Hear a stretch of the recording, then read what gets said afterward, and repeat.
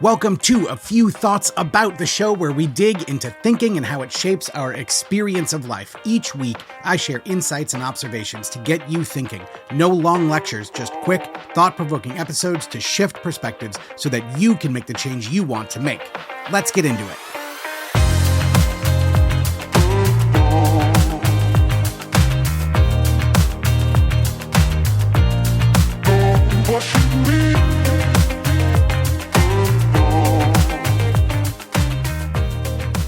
Hey, so before we get started, I want to invite you to try something out, right? One of the things that I get questioned about all the time is like, what is it actually like to work with a coach? Like, what does it feel like? How do you engage with it?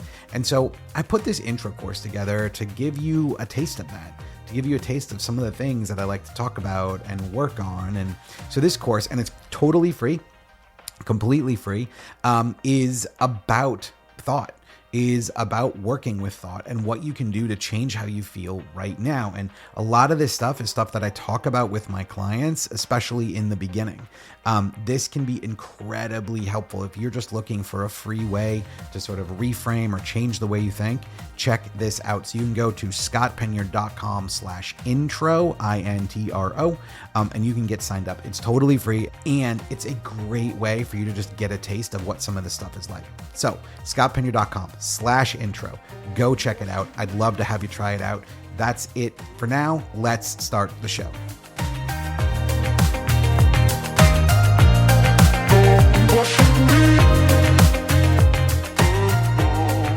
Well, hello there, and welcome to A Few Thoughts About Who You Really Are. So, I just want to warn people up front. I'm going full woo on this one. Like, I am turning the woo knob up to 11, but there's a reason for it. And it's actually kind of important. And so no matter where you are in this sort of way of thinking, whether some of this stuff might feel like it turns your stomach, which used to be me, by the way, or if you're at a place where you're receptive to it, there's going to be something for you in this episode, because there's something for everyone in these ideas. And where we might be at on our own journey is going to dictate what that looks like. So I want to dive into this idea of who you really are. And the reason I want to do it is because, dealing with alcohol is difficult. Dealing with what's going on in the world, no matter what your stance is, no matter what your politics are, no matter where you live, there's a lot of stuff happening. It feels like a big and heavy time. And so often we end up getting lost in moments like this. We end up getting lost in thinking about what's happening and focusing on what's happening. And we feel sort of out of control. And it feels like the world is spinning out of control. And there's so many things that can come up for us that are not helpful, that are not helpful to a journey with changing our relationship with alcohol, but also just not helpful to living an enjoyable life. And one of the things I have found personally that helps me is continuing to ground myself in who I really am. So I want to kind of have this discussion. Of course, this is by no means a massive overview of the topic. I want to give you a few things to think about. I want to give you a few things to consider, which will hopefully really help as you navigate wherever you're at in your life, whatever challenges might be in front of you, whether it be navigating difficult times and understanding what's happening in the world, or whether it be navigating you're changing your relationship with alcohol or nicotine, or going through difficult times like divorce or grief. Like, this idea helps in so many different ways. So one of the ways that I like to start discussing this idea is to talk about your body. Because a lot of times when you ask people like who they are, they'll identify with like physical characteristics, right? But the reality is, like, our bodies are continually changing. Like, I don't know about you, I'm 45 years old, but like, I'm living in a very different body than I was living in when I was 5 years old.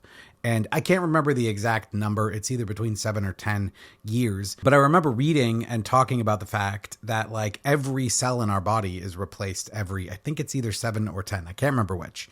If you know, write me an email and tell me, scottpinier.com/podcast. Send me a note. But this is the idea, right? That like our bodies are continuously changing. And yet I feel, I don't know, like the quality of my awareness has been the same since as long as I can remember. You know, I remember my Uncle Jim, who's since passed away, but I remember one time, and it was around when he turned 65. I remember him looking at me and saying 65, but like inside, I feel like I'm 30. And at the time I didn't get it, right? Because, you know, I wasn't seeing it. But like now I see that like the quality of who I am changes or stays the same, even if my body changes, even if my hair and my beard go gray. Like I'm not a gray person. Like right now, that's what my body's exhibiting. But like all of the changes that I've ever gone through in my life physically, they weren't who I was. They were just something that my body was doing. And so if it's not a physical thing, right, that like we are not our bodies, then like surely we are, you know, who we identify as a person, groups we belong to, ideas we hold dear.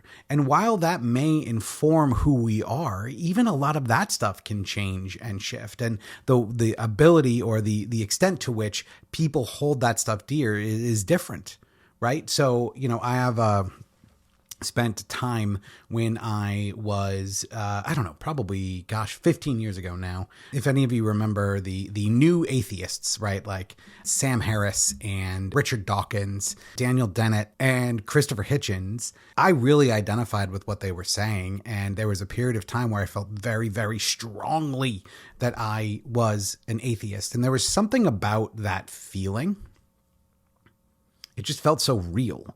Right. And it felt so good for me to like identify with a cause, with a position, almost kind of turning that into who I was. But it wasn't sufficient for me. Right. That wasn't enough. And as time went on, as my passion about that issue faded, and now opinions are wildly different than they used to be.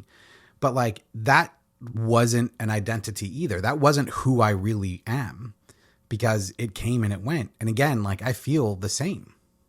So like if it's not these things, right, if it's not our physical bodies, if it's not like sort of the groups or the characteristics that we adhere to, then what the actual hell are we? Like, what is this thing? And I wish I had a very straightforward answer. And I don't think anyone really does. But what I have found and how I've come to see it, and something that's helped me tremendously, is I am the awareness that is experiencing all of this shit in my life, that is experiencing a changing body. Sometimes it changes for the better, sometimes for the worse. Sometimes it's convenient change, sometimes it's a very inconvenient change. I am the awareness that is experiencing the changes between identifying as this and identifying as that, you know, politically over my entire life, as a lot of us have. Like I've had lots of different opinions. None of them have been quote unquote me. They were not who I was. They were just who I was showing up as at the time. But underneath all of it, I was that awareness that was experiencing all this stuff. So why the hell is all of this important? You might be wondering. Like, this feels like a lot of blabbing on, and I get that. I get that. But one of the things to me that is incredibly comforting, and when we're going through any sort of change, whether it be, by the way, a personal change of magnitude, like quitting drinking or quitting smoking, or, you know, going through, divorce, grief, like whether it's something personal happening in our lives, or whether it's something that it feels a little bit like the ground's moving beneath our feet with things changing, and again, this is not like a particular political position, but one way or the other, you know, everyone seems to be experiencing some upset now.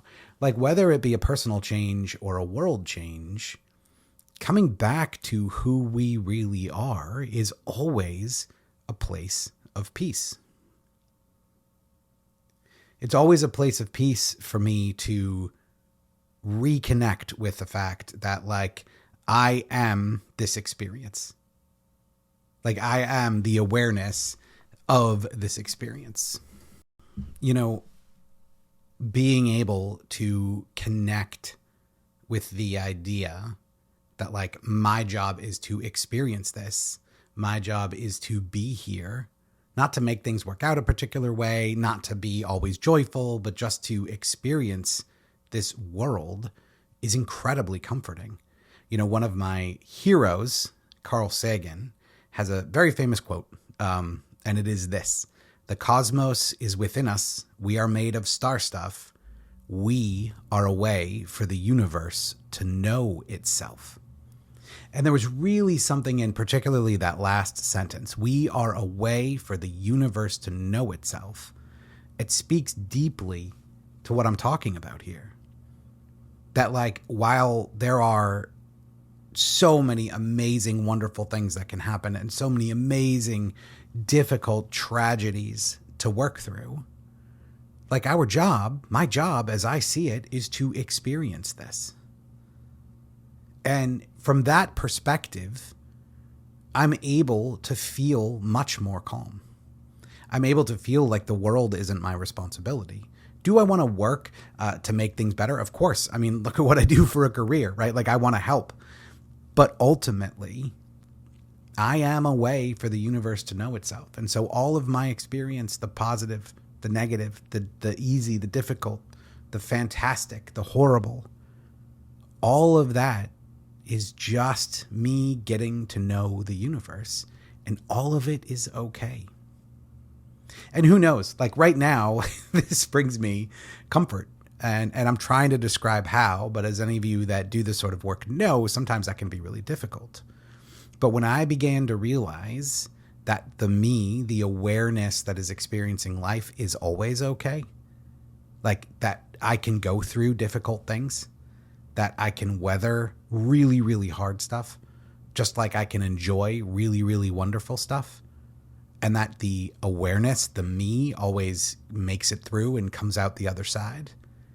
That's a gift, right? Because the closer we get to recognizing this idea that we are a way for the universe to know itself, the more we can live our lives not with this sense of dread or needing to control or needing to change things, but with the ability to just experience and to know that it's okay, to know that we'll be okay, to know that our day-to-day life might come with tremendous ups and downs. There could be huge emotional difficulties, and there will be for all of us.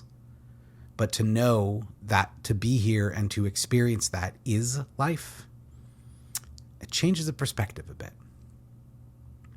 So I'm not entirely sure why it is that this week I felt like talking about this idea, but there you go, right?